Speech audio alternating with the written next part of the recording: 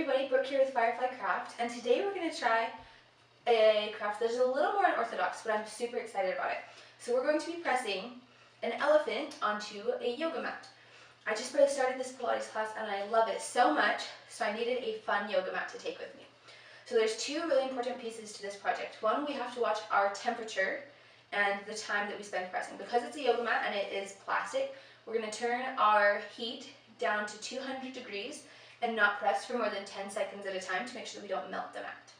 Usually I do my projects with a heat press, but today we're going to be using an iron just so that I can more closely watch both of those.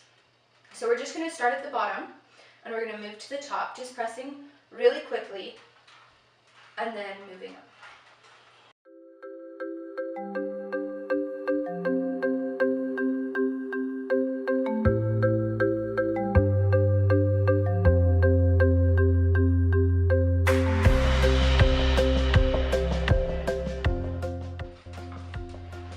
Alright, so I went over everything once. I'm just going to do it one more time. And I chose elastic foil as my vinyl today because it's thinner, so it'll get into all the little crevices and the texture more easily.